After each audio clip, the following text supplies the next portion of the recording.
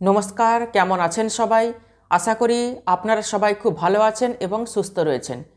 আর কিছুদিন পরেই নতুন বছর 2025 আসতে চলেছে। 2025 সালের জানুয়ারি মাসের রাশিফল কি হবে? সিংহ রাশি বা সিংহ লগ্নের জাতক জাতিকাদের 2025 সালের জানুয়ারি মাসে শরীর স্বাস্থ্য কেমন থাকবে? বিদ্যা, ব্যবসা, বিবাহ, প্রেম ভাগ্য, কর্মভাগ্য, তার সঙ্গে আয় ভাগ্য কেমন হবে? বিস্তারিতভাবে আজকে এই ভিডিওতে আলোচনা করব। সুতরাং ভিডিওটি শেষ পর্যন্ত দেখার অনুরোধ রইল। আমি জ্যোতিষ আচার্য শ্রী দেবদূত এই ছোট্ট অনুষ্ঠানে আপনাদের সবাইকে স্বাগত জানাই। 2025 সালের আগাম শুভেচ্ছা জানিয়ে ভিডিওটি শুরু করছি। প্রথমে আপনাদেরকে জানিয়ে দেব 2025 সালের জানুয়ারি মাসে গ্রহের ট্রানজিট কেমন থাকছে, কোন গ্রহের অবস্থান কোন রাশিতে বা কোনভাবে থাকছে এবং পরবর্তী সময় সেই গ্রহ কোন রাশিতে বা কোনভাবে স্থান পরিবর্তন করছে চলুন জেনে নিই। সিংহ রাশি বা সিংহ লগ্ন সাপেক্ষে দ্বিতীয়ভাবে রয়েছে কেতুর অবস্থান, চতুর্থে বুধ, পঞ্চমে রবি, সপ্তমে শুক্র এবং শনির অবস্থান, অষ্টমভাবে রাহুর অবস্থান রয়েছে, দশমভাবে দেবগুরু বৃহস্পতির অবস্থান এবং দ্বাদশভাবে রয়েছে নিচস্থ মঙ্গলের অবস্থান। 4 জানুয়ারি বুধ বৃশ্চিক রাশি থেকে ধনু রাশিতে প্রবেশ করবে। 14 জানুয়ারি রবি ধনু রাশি থেকে মকর রাশিতে প্রবেশ করবে। 21 জানুয়ারি মঙ্গল মিথুন রাশিতে বক্রী হয়ে যাবে। 24 জানুয়ারি বুধ ধনু রাশি থেকে মকর রাশিতে প্রবেশ করবে। 28 জানুয়ারি শুক্র কুম্ভ রাশি থেকে মীন রাশিতে প্রবেশ করবে। আজকে যে রাশিফল বা গোচর ফল নিয়ে আপনাদের সামনে আলোচনা করতে চলেছি, এই রাশিফল বা গোচর ফল না নেগেটিভ হবে না পজিটিভ হবে। গ্রহের গোচর অনুযায়ী, গ্রহের অবস্থান অনুযায়ী এক্স্যাক্ট রাশিফল আপনাদের সামনে উপস্থাপন করতে চলেছি। বর্তমানে সিংহ রাশির জাতক জাতিকাদের শনির 7.5, শনির ঢাইয়া কোনোটাই কিন্তু চলছে না। কিন্তু 2025 সালের 31 মার্চ থেকে সিংহ রাশির জাতক জাতিকাদের শুরু হয়ে যাবে শনির ঢাইয়া। তো 1 এপ্রিল 2025 থেকে সিংহ রাশির জাতক জাতিকাদের বিশেষভাবে সচেতনতা অবলম্বন করে চলতে হবে এবং সতর্ক থাকতে হবে। আপনাদের জীবনচর্যাতে যদি কোথাও বাধা হয়ে থাকে, অসুবিধা হয়ে থাকে, আর্থিক সমস্যার মধ্যে আপনারা পড়ে থাকেন, তাহলে অবশ্যই আমার পরামর্শ আপনাদের পার্সোনাল জন্মকুণ্ডলী আপনাদের পছন্দ মতো যে কোনো জ্যোতিষীকে একবার দেখিয়ে নেবেন। তো যাই হোক, আলোচনায় ফিরে আসি। 2025 সালের জানুয়ারি মাসে সিংহ রাশি বা সিংহ লগ্নের জাতক জাতিকাদের শরীর স্বাস্থ্য কেমন থাকবে চলুন জেনে নিই। সিংহ রাশির অধিপতি রবি। রবি পঞ্চমভাবে অবস্থান করছে। রবি ষষ্ঠভাবে প্রবেশ করবে 14 জানুয়ারি। রবি পঞ্চম ভাব থেকে ষষ্ঠভাবে প্রবেশ করলেই শুরু হবে সংক্রান্তি, অর্থাৎ মকর সংক্রান্তি শুরু হবে। রবির শনির ঘরে প্রবেশ কি করবে? ইমিউনিটি সিস্টেম অর্থাৎ রোগ প্রতিরোধ ক্ষমতাকে কমিয়ে দেবে। 14 জানুয়ারির পর থেকে শরীর স্বাস্থ্য কিন্তু খারাপ হওয়ার প্রবল সম্ভাবনা রয়েছে। রোগ প্রতিরোধ ক্ষমতা কমে গেলেই সর্দি, কাশি, জ্বর, ঠান্ডা লেগে যাওয়া এগুলো কিন্তু বাড়বে। 14 জানুয়ারি পর্যন্ত শরীর স্বাস্থ্য কিন্তু ভালো থাকবে। সিংহ রাশি বা সিংহ লগ্নের জাতক জাতিকাদের যে সমস্ত শিক্ষার্থীরা রয়েছেন, জানুয়ারি মাসে কতটা ভালো হবে বিদ্যা চলুন জেনে নিই। চতুর্থ ভাব এবং পঞ্চম ভাব। চতুর্থ ভাব থেকে দেখা হয় মাধ্যমিক পর্যন্ত বিদ্যা এবং পঞ্চম ভাব থেকে দেখা হয় মাধ্যমিক পরবর্তী বিদ্যা। তো প্রথমে জেনে নেব মাধ্যমিক পর্যন্ত বিদ্যার্থীদের পড়াশোনা 2025 সালের জানুয়ারি মাসে কতটা ভালো হচ্ছে। চতুর্থ ভাবপতি মঙ্গল দ্বাদশভাবে নিচস্থ অবস্থায় রয়েছে। চতুর্থ ভাবে রয়েছে বুধের অবস্থান। বুধ পঞ্চমে ট্রানজিট করবে 4 জানুয়ারি। চতুর্থ ভাবে রয়েছে দেবগুরু বৃহস্পতির অবস্থান। মাধ্যমিক পর্যন্ত বিদ্যার্থীদের পড়াশোনা কিন্তু বেশ ভালো হবে। তবে মঙ্গল নিচস্থ থাকার জন্য মাঝে মাঝে বিদ্যার্থীদের শারীরিক অসুস্থতা আসার সম্ভাবনা, বিদ্যার্থীদের মেজাজ খিটখিটে হয়ে যেতে পারে, মানসিকতার কিছু পরিবর্তন আসবে। এরপর জানব মাধ্যমিক পরবর্তী বিদ্যার্থীদের পড়াশোনা 2025 সালের জানুয়ারি মাসে কতটা ভালো হবে। পঞ্চমপতি বৃহস্পতি দশমে অবস্থান করছে। পঞ্চমে অবস্থান করছে রাশিপতি রবি। রবি 14 জানুয়ারি ট্রানজিট করবে কোথায়? ষষ্ঠভাবে। বৃহস্পতির অবস্থান রয়েছে কেন্দ্রে।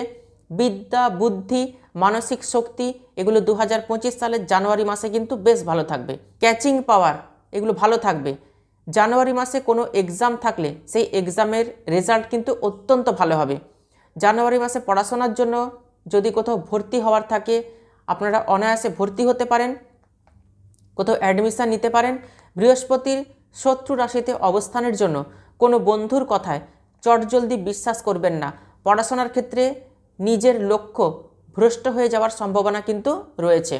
টার্গেটের দিকে আপনাকে ফোকাস করতে হবে, কারোর কথায় বিশ্বাস করতে যাবেন না। আপনার যে সমস্ত বন্ধু রয়েছে সেই বন্ধু আপনাকে লক্ষ্যভ্রষ্ট করে দিতে পারে। অতএব আপনার টার্গেটের দিকে আপনাকে ফোকাস রাখতে হবে। এরপর আসবো প্রেম ভাগ্য। সিংহ রাশি বা সিংহ লগ্নের জাতক জাতিকা যারা প্রেম করছেন, প্রেমের ক্ষেত্রে কতটা সাপোর্ট দেবে জানুয়ারি মাসের 25 সালে। পঞ্চম ভাব থেকে দেখায় প্রেম ভাগ্য। 14ই জানুয়ারির পর থেকে প্রেমজ সম্পর্ক বেটার হবে। যাদের সম্পর্ক ছেদ হয়ে গেছে, কথাবার্তা পর্যন্ত বন্ধ হয়ে গেছে, তাদের সম্পর্ক জোড়া লাগতে পারে। রবি ষষ্ঠভাবে প্রবেশ করলে নিজের মুখের কথাতে লাগাম দিতে হবে। উল্টোপাল্টা কথাবার্তা আপনার প্রেমিক বা প্রেমিকাকে বলতে যাবেন না। পুরনো কোনো কথা নিয়ে ঝগড়া বা অশান্তি হতে পারে। তো হঠাৎ করে কোনো কথা প্রেমিক বা প্রেমিকাকে বলতে যাবেন না। কি বলছেন ভেবে বলবেন, তবেই কিন্তু সম্পর্ক ঠিক থাকবে। লাভ রিলেশন 2025 সালের জানুয়ারি মাসে 80% ভালো রয়েছে। আপনাদের পার্সোনাল জন্মকুণ্ডলিতে পঞ্চম ভাবপতি কেমন রয়েছে জেনে নেওয়া প্রয়োজন। এরপর আসবো বিবাহিত জীবন কেমন থাকবে 2025 সালের জানুয়ারি মাসে সিংহ রাশি বা সিংহ লগ্নের জাতক জাতিকাদের। চলুন জেনে নিই। সপ্তম ভাব থেকে দেখায় বিবাহিত জীবন। সপ্তমপতি শনি তার নিজের রাশিতে অবস্থান করছে। শনির সঙ্গে অবস্থান করছে তৃতীয় এবং দশমপতি শুক্র। আপনার লাইফ পার্টনারের কর্মজীবনে ইমপ্রুভমেন্ট হবে, সফলতা আসবে, সাকসেস আসবে। ফাইন্যান্সিয়ালি কিছু গ্রোথ হওয়ার সম্ভাবনা দেখা দিচ্ছে। যাদের এতদিনেও কিছু পরিবর্তন হয়নি, আগামী 3 মাসের মধ্যে 100% পরিবর্তন আসবে কর্মজীবনে। আপনার লাইফ পার্টনারের কর্মক্ষেত্রে পদ পরিবর্তন, কেরিয়ারে সফলতা, সাকসেস, উন্নতিগুলো কিন্তু আসতে চলেছে আগামী 3 মাসের মধ্যে। 2025 সালের জানুয়ারি মাসে আপনার লাইফ পার্টনার আপনাকে সাপোর্ট দেবে।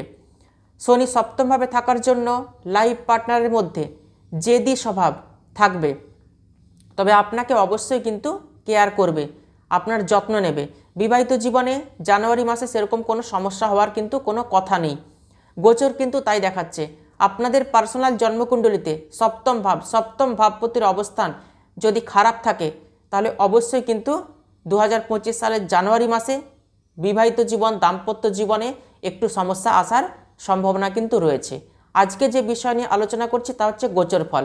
গোচরে কিন্তু সপ্তম ভাব অত্যন্ত শুভ রয়েছে, বিবাহিত জীবন কিন্তু ভালো যাবে। এরপর আসবো ভাগ্য আপনাকে কতটা সাপোর্ট দেবে।